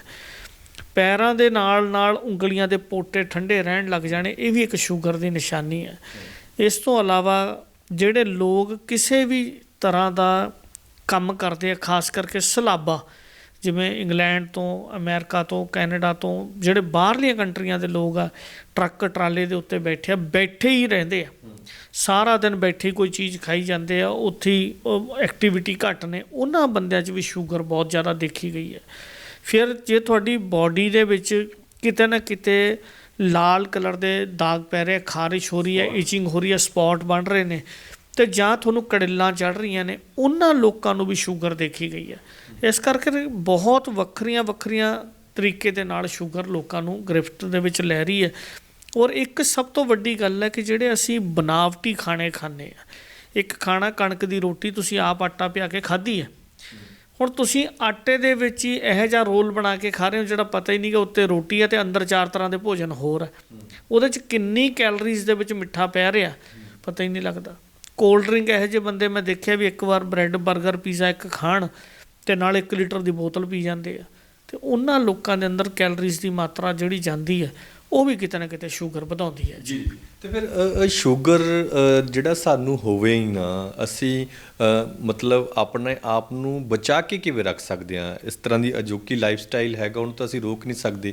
ਤੁਹਾਡੇ ਮੁਤਾਬਿਕ ਤੁਸੀਂ ਕਿੱਦਾਂ ਗਾਈਡ ਕਰਦੇ ਹੋ, ਕੀ ਗਾਈਡ ਕਰਦੇ ਹੋ ਫਿਰ ਜਿਹੜੇ ਲੋਕ ਤੁਹਾਡੇ ਕੋਲ ਆਉਂਦੇ ਨੇ ਕਿ ਜਿਨ੍ਹਾਂ ਨੂੰ ਤਾਂ ਸ਼ੂਗਰ ਹੋ ਗਿਆ, ਉਹਨਾਂ ਦਾ ਤਾਂ ਤੁਸੀਂ ਟਰੀਟਮੈਂਟ ਕਰਦੇ ਹੋ ਇੱਥੇ ਆਪਣੇ ਦੇਸੀ ਨੁਸਖਿਆਂ ਦੇ ਨਾਲ, ਅਤੇ ਫਿਰ ਜਿਹੜੇ ਤੁਹਾਡੇ ਕੋਲ ਆ ਕੇ ਜਿਨ੍ਹਾਂ ਨੂੰ ਡਰ ਹੈ ਵੀ ਕਿਤੇ ਸਾਨੂੰ ਸ਼ੂਗਰ ਨਾ ਆ ਜਾਵੇ, ਫਿਰ ਉਹਨਾਂ ਨੂੰ ਤੁਸੀਂ ਪਰਹੇਜ਼ ਔਰ ਡਾਈਟ ਕਿੱਦਾਂ ਦੀ ਦੱਸਦੇ ਹੋ? ਦੇਖੋ ਫਰੂਕੀ ਸਾਹਿਬ, ਸਭ ਤੋਂ ਪਹਿਲਾਂ ਤਾਂ ਮੈਂ ਲੋਕਾਂ ਨੂੰ ਦੱਸਣੀ ਚਾਹੁੰਦਾ ਗੱਲ, ਲੋਕ ਨਾ ਜੀ ਸੁੱਖ ਭੋਗਣਾ ਤਾਂ ਚਾਹੁੰਦੇ ਆ, ਪਰ ਸੁੱਖ ਨੂੰ ਮੇਨਟੇਨ ਕਰਨ ਵਾਸਤੇ, ਰੱਖਣ ਵਾਸਤੇ ਐਫਰਟਸ ਨਹੀਂ ਕਰਨਾ ਚਾਹੁੰਦੇ। ਮੈਂ ਕਿਸੇ ਦੀ ਗੱਲ ਸੁਣ ਰਿਹਾ ਸੀਗਾ, ਕਿਸੇ ਸਿਆਣੇ ਬੰਦੇ ਦੀ, ਵੀ ਜਦੋਂ ਪਹਾੜ ਤੇ ਚੜ੍ਹਦੇ ਹੋ ਤੇ ਬੰਦਾ ਝੁੱਕ ਕੇ ਚੜ੍ਹਦਾ ਹੈ, ਤੇ ਜਦੋਂ ਪਹਾੜ ਤੋਂ ਥੱਲੇ ਉਤਰਦਾ ਹੈ, ਉਦੋਂ ਆਕੜ ਕੇ ਉਤਰਦਾ ਹੈ। ਜੇ ਬੰਦਾ ਜੇ ਤੁਹਾਡੇ ਤੰਦਰੁਸਤ ਸਰੀਰ ਹੋ ਰਿਹਾ ਤੇ ਤੁਹਾਡੇ 'ਚ ਨਿਮਰਤਾ ਜ਼ਿਆਦਾ ਆਉਣੀ ਹੈ। ਜੇ ਤੁਹਾਡੇ 'ਚ ਨਿਮਰਤਾ ਬਰਕਰਾਰ ਆ ਤੇ ਤੁਹਾਡੀ ਨਿਸ਼ਾਨੀ ਹੈ ਕਿ ਤੁਸੀਂ ਉਚਾਈ ਵਾਲੇ ਪਾਸੇ ਨੂੰ ਜਾ ਰਹੇ ਹੋ। ਤੇ ਜੇ ਤੁਹਾਡਾ ਦਿਮਾਗ ਖਰਾਬ ਹੋ ਗਿਆ ਵੀ 400 ਮਰੀਜ਼ ਮੈਨੂੰ ਵੇਟ ਕਰਕੇ ਦੇਖ ਰਿਹਾ, ਮੈਂ ਆਪਣੀ ਗੱਲ ਹੀ ਜ਼ਿਆਦਾਤਰ ਲੋਕਾਂ ਨੂੰ ਦੱਸਦਾ ਹੁੰਦਾ, ਤੇ ਜੇ ਤੁਹਾਡੇ 'ਚ ਆਕੜ ਆ ਰਹੀ ਹੈ ਤੇ ਇਹਦਾ ਮਤਲਬ ਵੀ ਤੁਸੀਂ ਹੰਕਾਰ ਵਾਲੇ ਪਾਸੇ ਨੂੰ ਜਾ ਰਹੇ ਹੋ ਤੇ ਡੁੱਬ ਰਹੇ ਹੋ।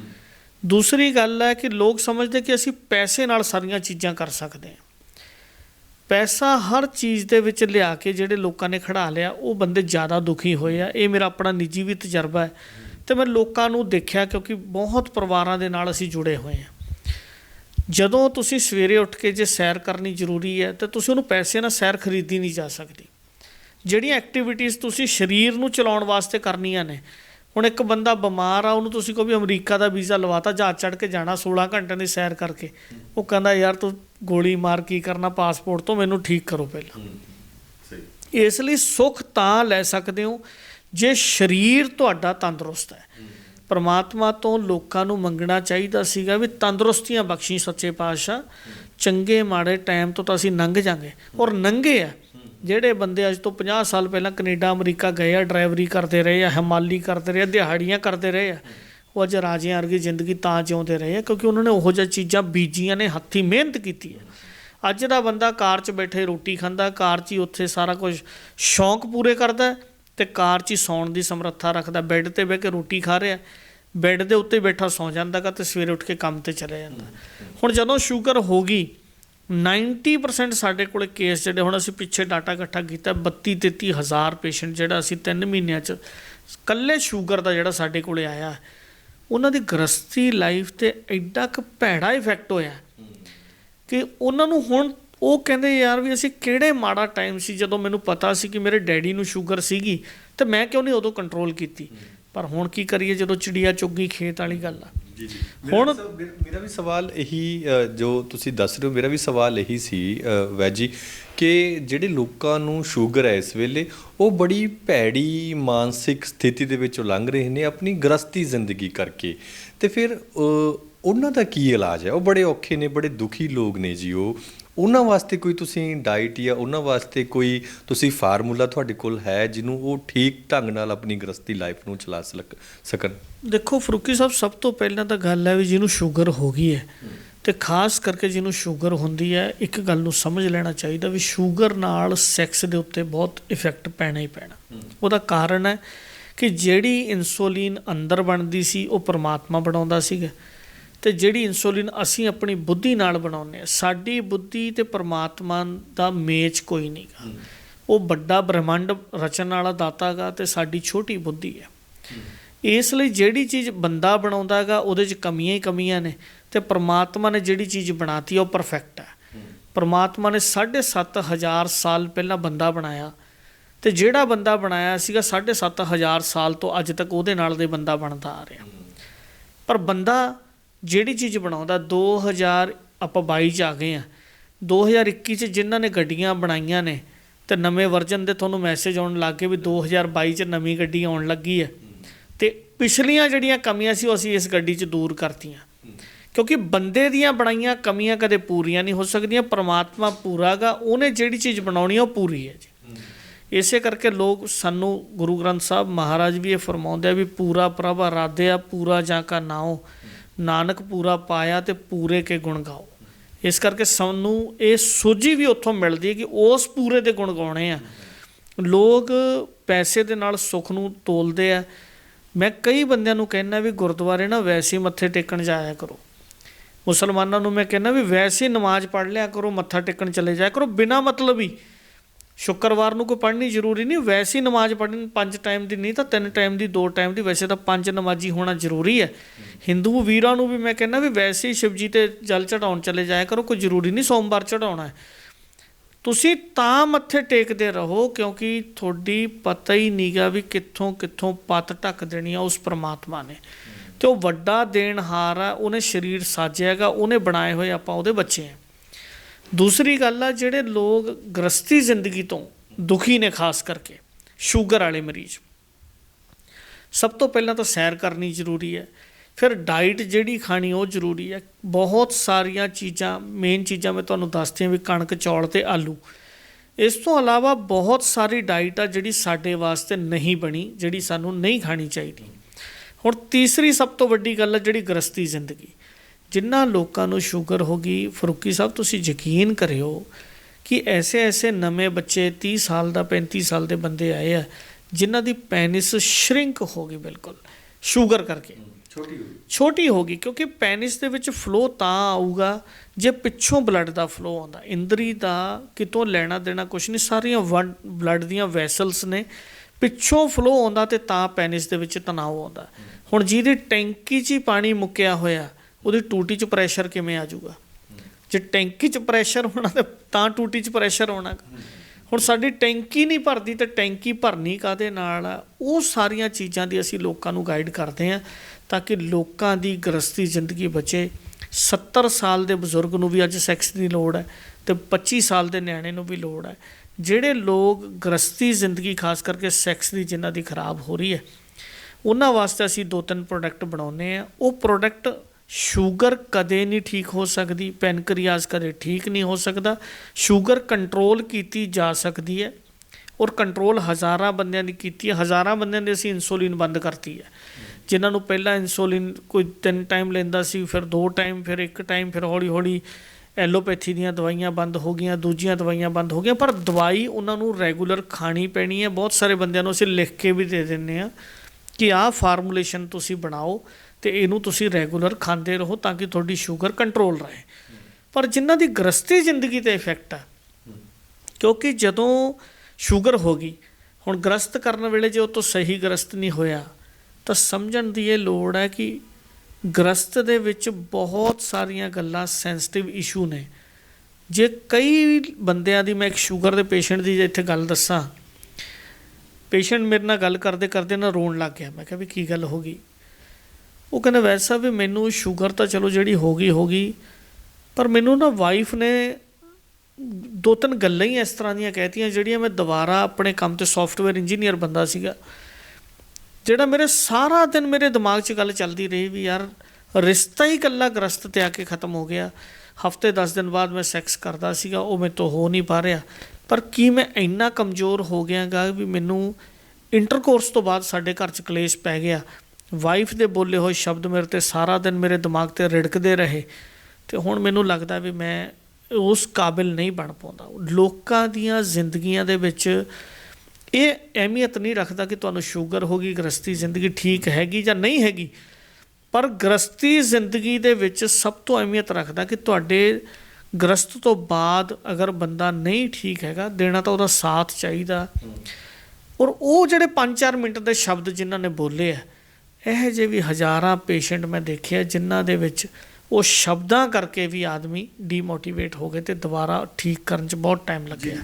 ਤੁਸੀਂ ਦੱਸ ਰਹੇ ਸੀ ਵੈਜੀ ਕਿ ਅਜੋਕੇ ਵੇਲੇ ਜਿਹੜਾ ਰੋਟੀ ਖਾਣ ਦਾ ਸਮਾਂ ਹੈਗਾ ਲੇਟ ਨਾਈਟ, ਅਤੇ ਰੋਟੀ ਖਾਣ ਤੋਂ ਘੰਟਾ 1.5 ਘੰਟਾ ਬਾਅਦ ਹੀ ਜਿਹੜਾ ਗ੍ਰਸਤ ਵਾਲੇ ਪਾਸੇ ਨੂੰ ਸੋਚਣਾ ਜਾਂ ਗ੍ਰਸਤ ਵਾਲੇ ਪਾਸੇ ਨੂੰ ਵਿਅਸਤ ਹੋ ਜਾਣਾ ਉਸ ਚੀਜ਼ ਦੇ ਵਿੱਚ, ਉਹ ਵੀ ਕਿਤੇ ਨਾ ਕਿਤੇ ਸ਼ੂਗਰ ਦਾ ਕਾਰਨ ਹੈ। ਬਹੁਤ ਸਾਰੇ ਬੰਦਿਆਂ ਨੂੰ ਸ਼ੂਗਰ ਸਿਰਫ ਇਸੇ ਕਰਕੇ ਹੋ ਗਈ ਕਿ ਜਦੋਂ ਖਾਣਾ ਖਾਧਾ ਉਸੇ ਬੈੱਡ 'ਤੇ ਹੁਣ ਖਾਣਾ ਖਾ ਕੇ ਹਟੇ ਆ ਅਤੇ ਹੁਣ ਹੀ ਉੱਧਰ ਨੂੰ ਧਿਆਨ ਕਰ ਲਿਆ।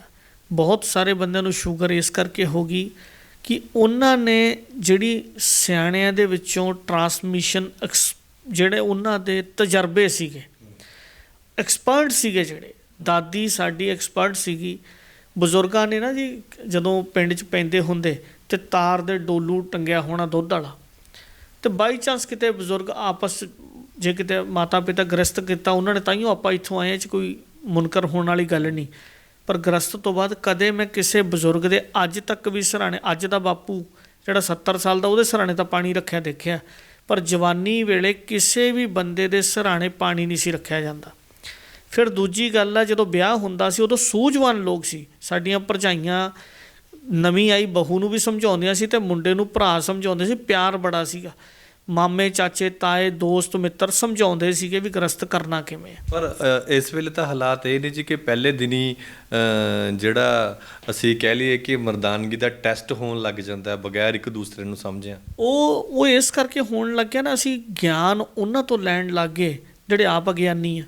ਰੌਲਾ ਤਾਂ ਇੱਥੇ ਪੈ ਗਿਆ। ਗ੍ਰਸਤ ਤੋਂ ਬਾਅਦ ਜੇ ਤੁਸੀਂ 1 ਘੰਟੇ ਦੇ ਵਿੱਚ ਪਾਣੀ ਪੀਂਦੇ ਹੋ ਤੇ ਤੁਹਾਨੂੰ ਨੈਚੁਰਲ ਕੋਈ ਨਾ ਕੋਈ ਬਿਮਾਰੀ ਲੱਗਣੀ ਹੈ। ਉਹਦੇ 'ਚ ਲੇਡੀਜ਼ 'ਚ ਰਸੌਲੀਆਂ ਹੋ ਸਕਦੀਆਂ ਨੇ, ਲੇਡੀਜ਼ ਨੂੰ ਲਕੋਰੀਆ ਹੋ ਸਕਦਾ ਗਾ, ਪੇਟ ਵਧਣਾ ਇਹਦਾ ਇੱਕ ਬਹੁਤ ਵੱਡਾ ਕਾਰਨ ਹੈ।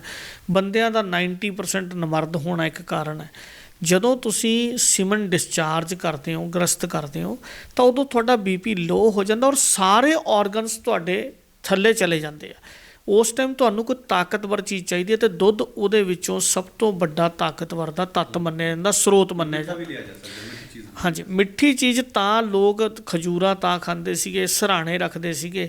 ਔਰ ਜਦੋਂ ਜਦੋਂ ਬੰਦਾ ਗ੍ਰਸਤੀ ਹੋ ਜਾਂਦਾ, ਉਹ ਸਿਰਹਾਣੇ ਦੁੱਧ ਐਵੇਂ ਨਹੀਂ ਸੀ ਲੀਟਰ ਜਾਂ ਜੱਗ ਭਰ ਕੇ ਰੱਖਦੇ। ਅੱਜ ਵੀ ਪੁਰਾਣੇ ਬਜ਼ੁਰਗ ਜਿਹੜੇ ਸੌਂਦੇ ਆ ਉਹਨਾਂ ਦੇ ਸਿਰਹਾਣੇ ਦੁੱਧ ਗਰਮ ਕਰਕੇ ਇਸੇ ਕਰਕੇ ਰੱਖਿਆ ਜਾਂਦਾ। ਪਰ ਅੱਜ ਦਾ ਨਿਆਣਾ ਉਹ ਗਿਆਨ ਕਿਹਦੇ ਤੋਂ ਲੈ ਰਿਹਾ? ਜਿਹੜੇ ਬਾਪੂ ਦਾ ਗਿਆਨ ਦੇਣਾ ਸੀ, ਬਾਪੂ ਤਾਂ ਤੂੜੀ ਵਾਲੇ ਬੈਠਾ। ਜਿਹੜੀ ਮਾਤਾ ਨੇ ਗਿਆਨ ਦੇਣਾ ਸੀ, ਉਹਨੂੰ ਅਸੀਂ ਕਹਿੰਦੇ ਇਹਨੂੰ ਅਕਲ ਹੈ ਨਹੀਂ ਗੀ।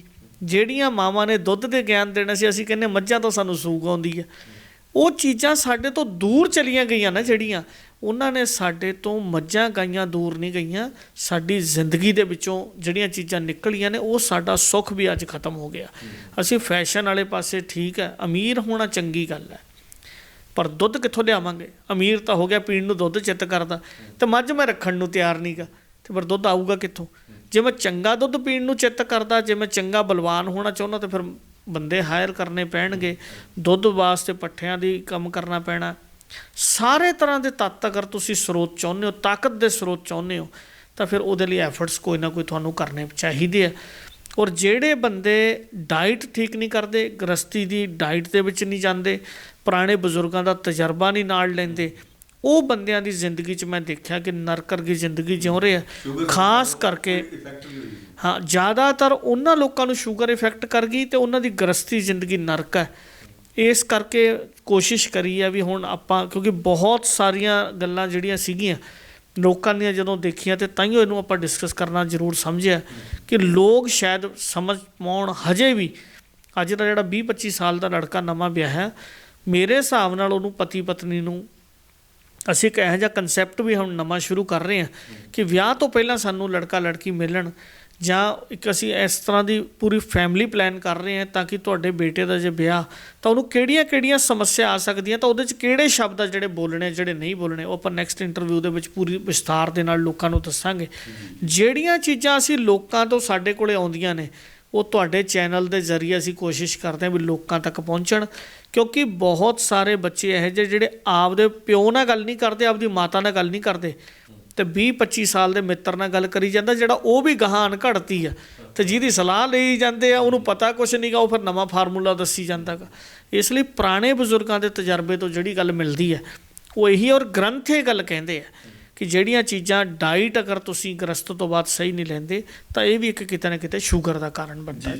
ਅਤੇ ਫਿਰ ਵੈਦ ਜੀ, ਜਿਹੜੇ ਸ਼ੂਗਰ ਵਾਲੇ ਇੱਦਾਂ ਦੇ ਪੇਸ਼ੈਂਟ ਤੁਹਾਡੇ ਕੋਲ ਆਉਂਦੇ ਨੇ ਜਾਂ ਜਿਨ੍ਹਾਂ ਨਾਲ ਤੁਸੀਂ ਇਲਾਜ ਕਰਦੇ ਹੋ, ਕਿੰਨਾ ਕੁ ਸਮਾਂ ਦੇ ਵਿੱਚ ਜਿਹੜੇ ਇੱਦਾਂ ਦੇ ਮਰੀਜ਼ ਨੇ ਤੁਸੀਂ ਨੋਰਮਲ ਕਰ ਦਿੰਦੇ ਹੋ, ਨੋਰਮਲ ਲਾਈਫ ਵਾਲੇ ਪਾਸੇ ਨੂੰ ਉਹਨਾਂ ਨੂੰ ਤੋਰ ਲੈਂਦੇ ਹੋ? ਸ਼ੂਗਰ ਹੁੰਦੀ ਹੈ ਉਹਨਾਂ ਨੂੰ, ਪਰ ਤੁਸੀਂ ਦੱਸ ਰਹੇ ਸੀ ਕਿ ਉਹਨਾਂ ਦੀ ਜ਼ਿੰਦਗੀ ਰੂਟੀਨ ਵਾਲੀ ਜ਼ਿੰਦਗੀ ਹੋ ਜਾਂਦੀ ਹੈ, ਨਾ ਕੋਈ ਖਾਣ ਪੀਣ 'ਚ ਬਹੁਤਾ ਪਰਹੇਜ਼, ਨਾ ਕੁਛ ਹੋਰ ਉਹਨਾਂ ਨੂੰ ਕਰਨਾ ਪੈਂਦਾ। ਫਿਰ ਉਹ ਕੀ ਫਾਰਮੂਲਾ, ਕੀ ਤੁਸੀਂ ਉਹਨਾਂ ਦੇ ਘੋਲ ਕੇ ਪਾਉਣੇ ਹੋ, ਜਾਂ ਕਿਹੜਾ ਤੁਹਾਡਾ ਨੁਸਖਾ ਹੈਗਾ ਇਸ ਤਰ੍ਹਾਂ ਦਾ? ਦੇਖੋ, ਅਸੀਂ ਨਾ ਸਭ ਤੋਂ ਪਹਿਲਾਂ ਤਾਂ ਲੋਕਾਂ ਨੂੰ ਗੱਲ ਇਹ ਸਮਝਾਉਂਦੇ ਹਾਂ ਵੀ ਜਿਹੜਾ ਸ਼ੂਗਰ ਜਦੋਂ ਹੋ ਗਈ, ਤਾਂ ਇਨਸੂਲਿਨ ਕਿਹੜੀਆਂ ਚੀਜ਼ਾਂ ਦੇ ਵਿੱਚ ਆ, ਉਹ ਤੁਸੀਂ ਪੜ੍ਹ ਸਕਦੇ ਹੋ। ਪੁਰਾਣੇ ਗ੍ਰੰਥਾਂ 'ਚ ਬਹੁਤ ਕੁਝ ਦਿੱਤਾ। ਕਲੌਂਜੀ ਉਹਦੇ ਵਿੱਚ ਇੱਕ ਚੀਜ਼ ਆ, ਚਿਰਾਇਤਾ ਹੈਗਾ, ਗੁੜਮਾਰ ਬੂਟੀ ਹੈ। ਔਰ ਇਸ ਤੋਂ ਇਲਾਵਾ ਸਭ ਤੋਂ ਵੱਡੀ ਗੱਲ ਹੈ ਕਿ ਤੁਸੀਂ ਜਦੋਂ ਕੋਈ ਚੀਜ਼ ਖਾ ਰਹੇ ਹੋ, ਕੀ ਉਹ ਤੁਹਾਡਾ ਲੀਵਰ ਉਹ ਤੱਤ ਬਣਾ ਰਿਹਾ ਹੈਗਾ? ਅਗਰ ਉਹ ਤੱਤ ਪ੍ਰੋਪਰ ਤੁਹਾਡੇ ਬਣਦੇ ਆ, ਅਤੇ ਫਿਰ ਤੁਹਾਡੇ ਸ਼ੂਗਰ ਕੰਟਰੋਲ ਹੋਣੀ ਸ਼ੁਰੂ ਹੋ ਜਾਂਦੀ ਹੈ। ਜਿਹੜੇ ਗ੍ਰਸਤੀ ਤੋਂ ਲੋਕ ਇਸ ਚੀਜ਼ ਦੇ, ਹੁਣ ਜਿਵੇਂ ਅਸੀਂ ਆਮ ਤੌਰ 'ਤੇ ਲੋਕਾਂ ਨੂੰ ਦੱਸਦੇ ਹਾਂ, ਜਿਹੜੇ ਲੋਕ ਸ਼ੂਗਰ ਦੇ ਮਰੀਜ਼ ਹੋ ਗਏ ਔਰ ਵਿਆਹੇ ਹੋਏ ਨੇ, ਉਹਨਾਂ ਨੂੰ ਮੈਂ ਦੱਸਦਾ ਵੀ 1 ਚਮਚਾ ਚੰਗਾ ਸਤਾਵਰ ਲੈ ਕੇ 1 ਗਲਾਸ ਦੁੱਧ ਦੇ ਵਿੱਚ ਕਾੜ ਕੇ ਖੀਰ ਬਣਾ ਕੇ ਡੇਲੀ ਰਾਤ ਨੂੰ ਖਾਣੀ ਹੈ। ਹੁਣ ਬਹੁਤ ਸਾਰੇ ਬੰਦੇ ਇਸ ਗੱਲ ਤੋਂ ਵੀ ਨਾਰਾਜ਼ ਨੇ, ਉਹ ਕਹਿੰਦੇ ਵੈਦ ਸਾਹਿਬ ਇਹ ਤਾਂ ਬੇਸਵਾਦੀ ਹੈ। ਮੈਂ ਕਿਹਾ ਹਰ ਚੀਜ਼ ਸਵਾਦ ਹੋਣੀ ਕੋਈ ਜ਼ਰੂਰੀ ਨਹੀਂ ਹੈਗੀ। ਇਸ ਕਰਕੇ ਸਤਾਵਰ ਦੀ ਖੀਰ ਆ ਜਿਹੜੀ ਬਹੁਤ ਕੰਮ ਕਰਦੀ ਹੈ। ਫਿਰ ਇਹਦੇ ਵਿੱਚ ਤੁਸੀਂ ਸਾਲਮ ਪੰਜਾ, ਸਾਲਮ ਮਿਸ਼ਰੀ ਪੀਸ ਕੇ, 2 ਹੀ ਚੀਜ਼ਾਂ ਨੇ, ਬਹੁਤੇ ਚੀਜ਼ਾਂ ਲੈਣ ਦੀ ਲੋੜ ਨਹੀਂ। ਇਹਨਾਂ ਨੂੰ ਪੀਸ ਕੇ ਰੱਖ ਸਕਦੇ ਹੋ ਕੋਲੇ। 1 ਗਲਾਸ ਦੁੱਧ ਦੇ ਵਿੱਚ ਕਾੜ ਕੇ ਰਾਤ ਨੂੰ ਸੌਣ ਲੱਗੇ ਇਹਦੀ ਖੀਰ ਬਣਾ ਕੇ ਲੈ ਸਕਦੇ ਹੋ। ਤੁਹਾਡੇ ਮਸਾਨਿਆਂ ਨੂੰ ਤੇ ਵੀਰਜ ਵਰਧਕ ਤਾਕਤ ਦਿੰਦੀ ਹੈ ਅਤੇ ਤੁਹਾਡੀ ਗ੍ਰਸਤੀ ਜ਼ਿੰਦਗੀ ਦੇ ਵਿੱਚ ਕਾਫੀ ਆਨੰਦਮਈ ਜ਼ਿੰਦਗੀ ਤੁਸੀਂ ਇਹਨੂੰ ਜਿਉ ਸਕਦੇ ਹੋ। ਜ਼ਿਆਦਾਤਰ ਲੋਕ ਜਿਹੜੇ ਨੇ ਉਹ ਕਿੰਨੀ ਸ਼ੂਗਰ ਹੈ, ਕਿੰਨੀ ਉਮਰ ਦਾ ਬੰਦਾ ਹੈਗਾ, ਔਰ ਉਹਦੀ ਸਭ ਤੋਂ ਵੱਡੀ ਗੱਲ ਹੈ ਕਿ ਉਹਦਾ ਲਾਈਫ ਸਟਾਈਲ ਕੀ ਹੈ। ਖੇਤੀ ਕਰਨ ਵਾਸਤੇ ਫਾਰਮੂਲਾ ਹੋਰ ਹੈ, ਕਿਉਂਕਿ ਦਿਨੇ ਕੰਮ ਕਰਦਾ ਹੈਗਾ ਅਤੇ ਉਹਦਾ ਮੁੜਕਾ ਬਾਹਰ ਆ ਰਿਹਾ, ਉਹਦੇ ਲਈ ਅਸੀਂ ਪ੍ਰੋਡਕਟ ਹੋਰ ਬਣਾਉਂਦੇ ਹਾਂ। ਇੱਕ ਕਲੈਰੀਕਲ ਜੋਬ ਕਰ ਰਿਹਾ ਹੈਗਾ, ਇੱਕ ਕੰਪਿਊਟਰ 'ਤੇ ਹੀ ਬੈਠਾ ਹੈਗਾ, ਇੱਕ ਸਵੇਰੇ ਜਾ ਕੇ ਬਹਿ ਗਿਆ ਸ਼ਾਮ ਤੱਕ ਉਹ ਹਿੱਲਣਾ ਹੀ ਨਹੀਂ ਗਾ, ਉਹਦੇ ਵਾਸਤੇ ਫਾਰਮੂਲਾ ਹੋਰ ਹੈ, ਉਹਦੀ ਡਾਈਟ ਹੋਰ ਹੈ, ਕਹੀ ਵਾਲੇ ਦੀ ਡਾਈਟ ਹੋਰ ਹੈ, ਟਰੱਕ ਚਲਾਉਣ ਵਾਲੇ ਦੀ ਡਾਈਟ ਹੋਰ ਹੈ। ਇਸ ਕਰਕੇ 20 ਤਰ੍ਹਾਂ ਦੇ ਤਾਂ ਅਸੀਂ ਇਕੱਲੇ ਸ਼ੂਗਰ ਲਈ ਡਾਈਟ ਪਲਾਨ ਬਣਾਉਂਦੇ ਹਾਂ, ਜਿਨ੍ਹਾਂ ਤੋਂ ਅਸੀਂ ਅਲੱਗ-ਅਲੱਗ ਤਰ੍ਹਾਂ ਦੇ, ਔਰ ਉਹਦੀ ਪੂਰੀ ਹਿਸਟਰੀ ਲੈਂਦੇ ਹਾਂ ਕਿ ਤੁਸੀਂ ਕੰਮ ਕੀ ਕਰਦੇ ਹੋ, ਪਿੱਛੇ ਤੁਹਾਡੇ ਫਾਦਰ ਮਦਰ। ਹੁਣ ਜ਼ਿਆਦਾਤਰ ਲੋਕ ਸਾਡੇ ਨਾਲ ਲੜਦੇ ਵੀ ਵੇਚਣੀ ਤਾਂ ਸ਼ੂਗਰ ਦੀ ਦਵਾਈ ਆ, ਤੁਸੀਂ ਕਹਾਂ ਸਾਕ ਕਰਨਾ ਮੈਨੂੰ ਵੀ 50 ਚੀਜ਼ਾਂ ਮੈਨੂੰ ਪੁੱਛਣੀਆਂ। ਉਹ ਪੁੱਛਣ ਦਾ ਕਾਰਨ ਹੀ ਇਹ ਹੈ ਵੀ ਅਸੀਂ ਤੁਹਾਨੂੰ ਜਿਹੜੀ ਦਵਾਈ ਦੇਣੀ ਆ, ਅਗਰ ਤੁਸੀਂ ਕੁਰਸੀ 'ਤੇ ਬੈਠੇ ਹੋ ਸਾਰਾ ਦਿਨ ਅਤੇ ਤੁਹਾਨੂੰ ਅਸੀਂ ਦਵਾਈ ਇਸ ਤਰ੍ਹਾਂ ਦੀ ਦੇ ਦਾਂਗੇ ਜੇ ਢਿੱਡ ਹੀ ਤੁਹਾਡਾ ਗੁੱਗੜ ਵਧਾ ਦਾਂਗੇ ਅਸੀਂ, ਤਾਂ ਉਹਨੂੰ ਉਸ ਤਰ੍ਹਾਂ ਦੀਆਂ ਚੀਜ਼ਾਂ ਨੇ, ਉਹ ਸਾਨੂੰ ਪਹਿਲਾਂ ਨੌਲੇਜ ਹੋਣੀ ਚਾਹੀਦੀ ਆ, ਜਿਨ੍ਹਾਂ ਦੇ ਨਾਲ ਤੁਸੀਂ ਗ੍ਰਸਤੀ ਜ਼ਿੰਦਗੀ ਚੰਗੀ ਜਿਉ ਸਕਦੇ ਹੋ, ਸ਼ੂਗਰ ਨੂੰ ਕੰਟਰੋਲ ਕਰ ਸਕਦੇ ਹੋ, ਲਾਈਫ ਸਟਾਈਲ ਅੱਛਾ ਬਣਾ ਸਕਦੇ ਹੋ।